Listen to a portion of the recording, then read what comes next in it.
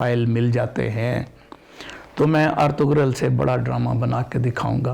और वो अताउल्ला खान ईसा खिलवी की बेटी है लारैब। आप यही देखें, हमारा हर बंदा शायर है।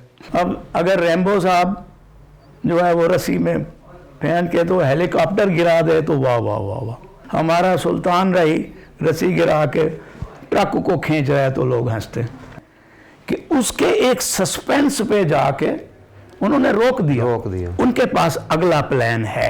अब 4K मामूली चीज़ तो नहीं है। अब अगले 8K पे चले गए, अब उससे आगे जाने की कोशिश कर रहे हैं। कैमरे की ट्रेनिंग बाकायदा मैंने जापान से ली। अंजुमन को फिल्म इंडस्ट्री में मैं ले गया था। ये ना देखो कि क्या हो रहा है, ये देखो क्या हुआ है। गाने में जब तक लड़की को हम भगाएं ना, उसको हिलता जुलता ना दिखाएं, कोई गाना नहीं देखता हमारा। तो मैं क्या करता था, मैं आया हूँ दर्द कराने रिपोर्ट, तो वो रिपोर्ट हुई, रिपोर्ट देखा, वो आखिरी लफ्ज़ को देखता कहते ये तो वही कह रहा है, तो अंग्रेज कह रहा है। अहमद खान खरल शहीद ना सिर्फ हमारी आज़ादी का सबसे बड़ा हीरो है, सबसे बड़ी बात यह है कि उसका झंडा सब्ज रंग का चांद सितारे वाला जो हमारा पाकिस्तान का मौजूदा झंडा।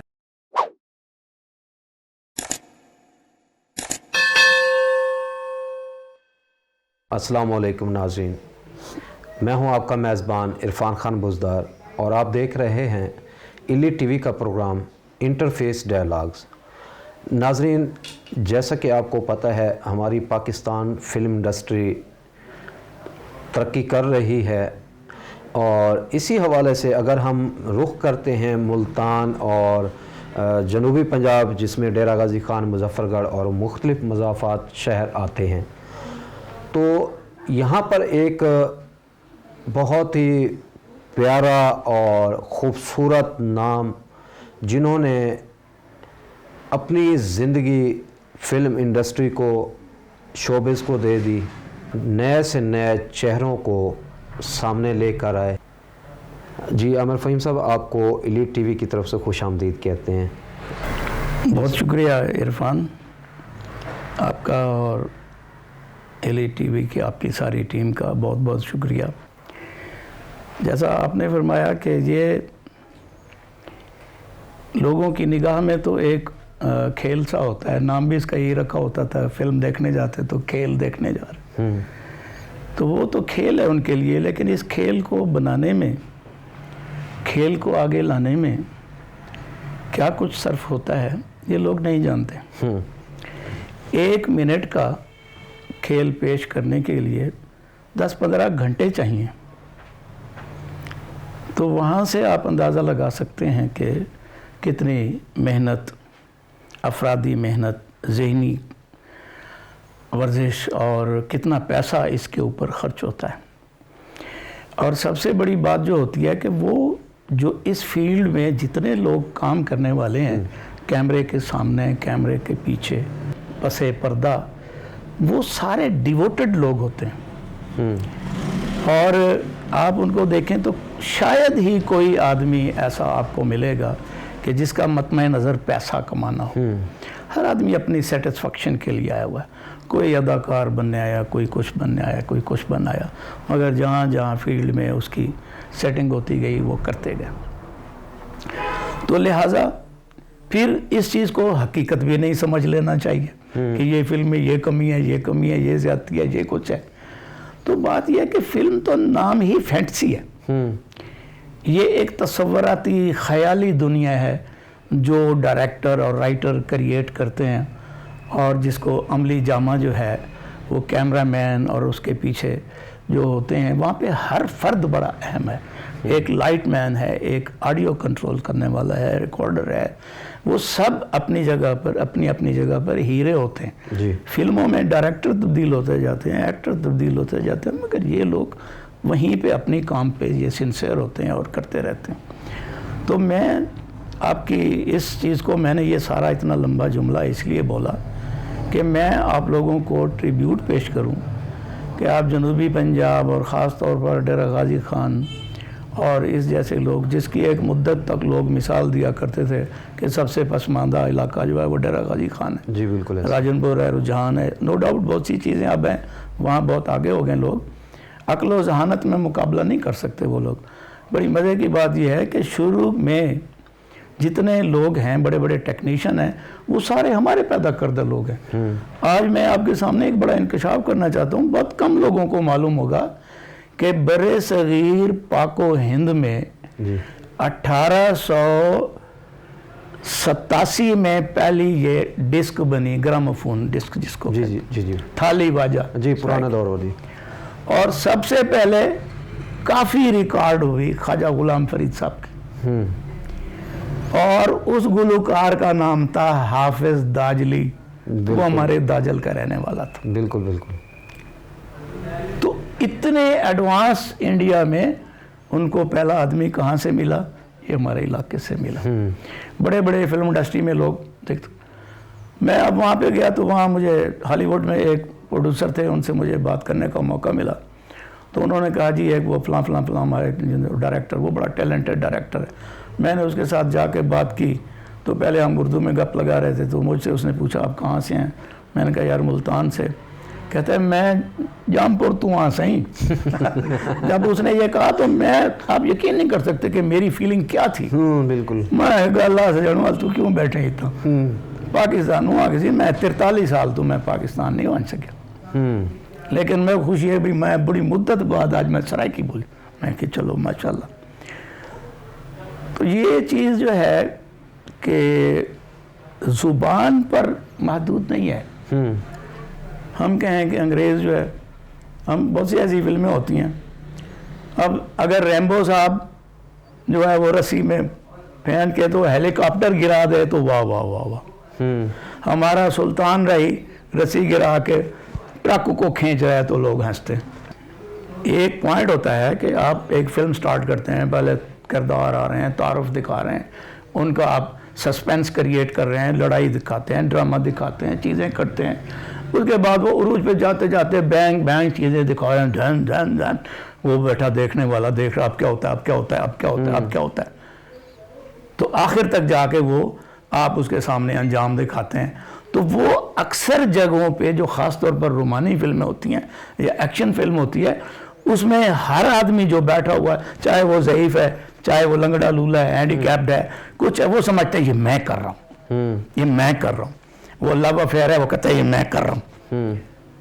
तो जब वो उसकी सेटिस्फेक्शन होती है और एंड आ रहा होता है तो आप उसको अचानक एंड नहीं कर सकते। अब उसके बाद आपको सारा मरहला गुजार के आपने उसका एंड जो है वो आप उसका ग्लैमर पे लाए, आपने उसको खुशी में बदला है या आपने उसको दुख में रखा है। अब बहुत से डायरेक्टर, बड़े नंबर डायरेक्टर हैं, वो आप देखें वो अपनी फिल्मों को एंड उस पर जाके कट कर देते। उन्होंने कहते यार ये क्या किया है, क्या है, वो आगे लिखा जाएगा टू बी कंटिन्यूड, ये जारी रहेगी। क्या किया उन्होंने कि उसके एक सस्पेंस पे जाके उन्होंने रोक दिया। उनके पास अगला प्लान है कि इस सस्पेंस को अगली फिल्म में हमने जीरो बनाना है, उसके बाद फिर हम आगे इसके आगे चलेंगे।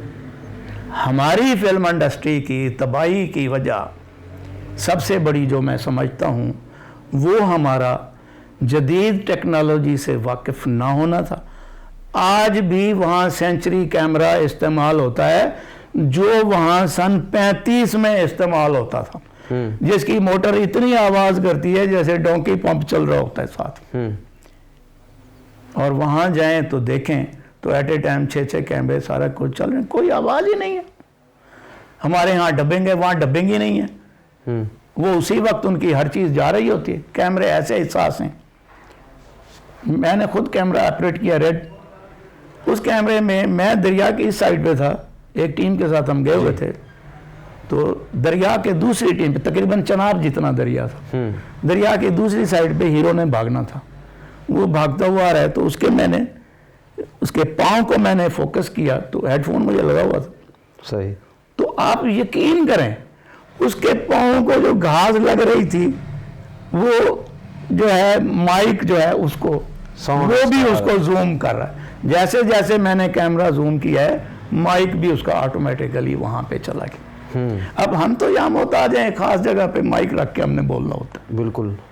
तो लिहाजा जब तक हम टेक्नोलॉजी के आगे ना ले जाएं, अब आप ये देखें, आप मेरे लिए उन लोगों से ज़्यादा मोहतरम हैं। क्यों?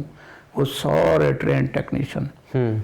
लेकिन पीटीवी आज भी अपने कैमरे तब्दील नहीं कर रहा, बिल्कुल वो ऐसा, आज भी वही बड़े गड़बंजी गन के खड़ा है। जी। तो लिहाजा आप लोगों ने ये कैमरे लगाए हुए हैं, ये चीज़ें लगाई हुई हैं, ये चाइना ने, अमेरिका ने, जिन्होंने ऐसी इन्वेंशंस की हैं कि उन्होंने वो पूरे कमरे को एक छोटे से कैमरे के अंदर बंद कर दिया। अब 4K मामूली चीज़ तो नहीं है, बहुत बड़ी चीज़। अब अगले 8K पे चले गए, अब उससे आगे जाने की कोशिश कर रहे हैं। लेकिन कम से कम हम जो छोटे छोटे फिल्में बनाने वाले हैं, छोटे छोटे गाने बनाने वाले हैं, छोटे छोटे इंटरव्यूज़ लेने वाले हैं, अगर आप इनको देखें तो आप दाद देने पे मजबूर हो जाते हैं कि ये एडिटर कैसे कैसे क्लिप ला रहा है, कैसे कैसे तस्वीर को घुमा रहा है, क्या कुछ कर रहा है, क्या इफेक्ट दे रहा है, और यहाँ कैमरा मैन ने खड़े होकर कैसे कैमरे को एंगल किया है। वहाँ तो आप 20-20 कैमरे आप कर रहे हो, तो उनको आप एडिट टक टक टक, वो डायरेक्टर बोल रहा होता है 3 5 7 3 2 1 4, वो टक टक टक टक एडिटर बैठे हुए कर रहे हैं साथ ही साथ, और वो जनाब वो उसका होता जा रहा है। अच्छा सर, मुझे ये बताइएगा कि आपने पहली फिल्म अपनी ज़िंदगी की एज ए डायरेक्टर, राइटर और एज ए आर्टिस्ट किस सन में शुरू की थी? चल सो चल से मेरा आगाज़ हुआ, फिर मैं ऐसे करता रहा। चूँकि मैं प्रोफेसर था तो एक ज़माने में सरकारी मुलाजिम दूसरे काम नहीं कर सकते थे। जी बिल्कुल। लिहाजा पहली कोई 7-8 फिल्में बनी, इनमें 2 पंजाबी की थी, 5-6 वो पश्तो की थी, तो उसमें मेरा नाम नहीं था। सही। 1 to all मैंने बनाई। फिर उसके बाद जो है ये सिलसिला चलना शुरू हुआ, तो मुझे बहुत अच्छे अच्छे लोगों का ताउन मिला, ख़ास तौर पर शौकत हुसैन रिजवी साहब का, जो स्टूडियो के मालिक भी थे, आधे हिस्से के वो मालिक थे, आधे हिस्से की मैडम थी। तो शौकत रिजवी साहब ने मेरे साथ बहुत ताउन किया। तो मैडम ने तो अपना घर मुझे दिया हुआ था, जो पहली ऐसे कह लें कि जिसमें पहले पहले टाइटल में मेरा नाम चला, तो वो नींद हमारी ख्वाब तुम्हारे थे, वहीद मुराद वाली। उसमें मैं असिस्टेंट के तौर पर था। बाद में जब ये मस्त बुढ़ा पश्तो फिल्म आई, तो उसमें फिर मेरा पूरा नाम यानी एसोसिएट डायरेक्टर और राइटर के तौर पर आया। फिर तो इत्तेफाक ऐसा हुआ कि उस वक्त मैंने एक फ़िल्म बनाई, तो वो फिल्म जो है आज भी फिल्म इंडस्ट्री की पश्तो की फिल्मों में एक बहुत बड़ा मकाम रखती है, जानान। जानान मैंने फिल्म बनाई, उसके ऊपर मैंने सिर्फ 53,000 रुपया खर्च किया था। 53,000, 53,000। और वो एक सेवियों वाली ईद पे, ईद उल फितर पे चली, और दूसरी सेवियों वाली ईद पे मेरी कसम कर्ज ने उसको उतारा पिशावर में बिलोर सिनेमा से। उससे हमने 32 लाख रुपया कमाया था। कैमरे की ट्रेनिंग बाकायदा मैंने जापान से ली। सही। उस ज़माने में 9000 सोनी का आया था, यहाँ तो कोई भी नहीं जानता था, तो मैंने वहाँ से आगा। लेकिन आप जब आएंगे मेरे अपने पास, मेरा जो सरमाया है, तो उसमें मैं आपको वो VCR भी दिखाऊंगा जो चारपाई जितने। 78 में उस कैमरे के ऊपर मैंने फिल्म बनाई थी चांदी की दीवार, मुल्तान में, जिसमें मैंने अंजुमन को लिया था चाइल्ड स्टार के तौर पर। अंजुमन को फिल्म इंडस्ट्री में मैं ले गया था। फिल्म जो है ये चीटिंग है। चीटिंग क्या है? मैंने PTV को चीट किया। कैसे? एक सीरियल बना, उस ज़माने में वहाँ पे चलते थे बीटा कैम, जदीद 1-2 कैमरे थे बीटा कैम, जो वज़ीर आज़म की, सदर की तकरीरें रिकॉर्ड करते थे, बाकी वही पुराने। तो मैंने उसके ऊपर, मंसूर आफाक ने उसकी कहानी लिखी, और मैंने 9000 पे सीरियल बनाया 13 किस्तों का पत्थर। अच्छा, मेरे पास इत्तेफाक से बीटा कैम सोनी का मेरे पास था, और मोटरें उसके ऊपर जो है ये कैनन की थी, तो बहुत आला क्लास का उसकी रिकॉर्डिंग मेरे पास थी। तो मैंने वो PTV को दिया। वो PTV के तकरीबन पहला या दूसरा प्राइवेट प्रोग्राम था। तो उनकी टीम बैठी, उन्होंने देखा, उन्होंने कहा कि क्या रिज़ल्ट है, ये तो तबाही किस्म का रिज़ल्ट है, ये क्या हुआ है? तो मैंने कहा कि किस पे बनाया है बीटा का? वाह, ये तो है ना बीटा। वो फटाफट हमारा वो बिक गया, ड्रामा चल गया। जब चल गया तो एक दिन वो खालिद रामे है, वो आ गया मेरे पास कि सर कैमरा दिखाएं मुझे। मैंने कहा यार जाने दे। ओ नहीं, अच्छा अब मैंने कहा इसको कैमरा दिखाता हूँ तो ये हैं, क्योंकि आप हाथी दिखा के आप चूहा निकालेंगे तो आपको प्रॉब्लम तो बनेगा।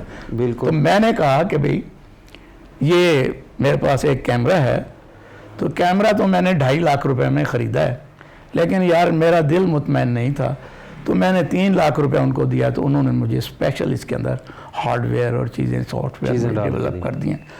तो अब ये ऐसे ही मैंने कर दिया कि ये जो आपको पता है कि ये वीडियो कैमरा तो ये तो 250 लाइनें बनाता है, बीटा कैम जो है वो अपना सुपर जो है वो 400 लाइनें बनाता है, आपका कैमरा 600 लाइनें बनाता है, बीटा कैम 900 बनाता है, लेकिन मेरा कैमरा जो है ये 1200 बनाता है। उसने कहा यार आपको तो बड़ी लाइनें का सारा हर चीज़ का। मैंने कहा यार मैंने उधर से सीखा है। कहते अच्छा, अब मैंने 9000, उसने तो 9000 है। मैंने कहा हाँ।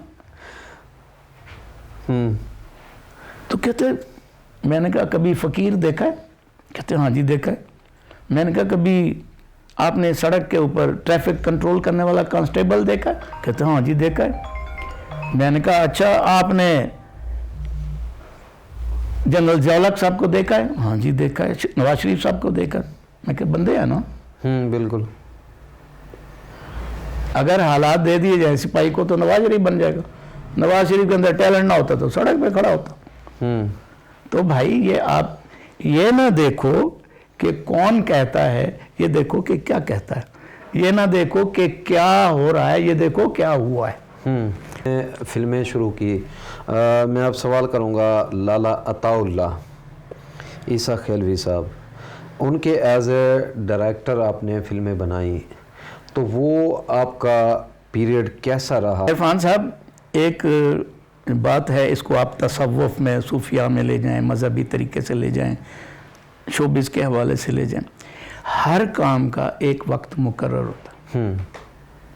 उस काम ने उस पर होना है जी, लेकिन उस काम के होने पर उसका क्रेडिट किसको चला जाता है?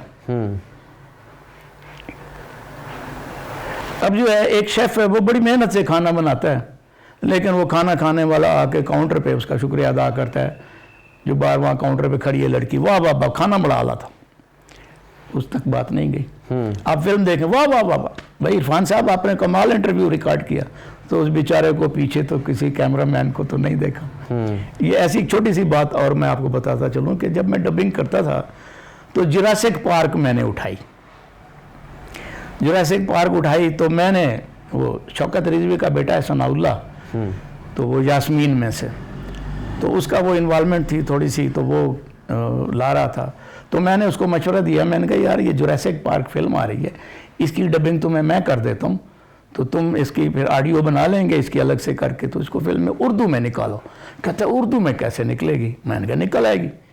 मेरी पहले फिल्में उन दिनों मेरी फिल्में ईरान की भी चल रही थी, और टीवी पे तो मेरी इंडिया में तो मेरी बहुत चल रही, टर्मिनेटर वगैरह, हार्ड टारगेट। खैर वो मैं आ गया यहाँ मुल्तान में, तो उसमें सारे आर्टिस्ट रेडियो के, स्कूल कॉलेज के, ये मैंने कोई तकरीबन 12 दिनों के अंदर मैंने जुरासिक पार्क मैंने कंप्लीट कर ली।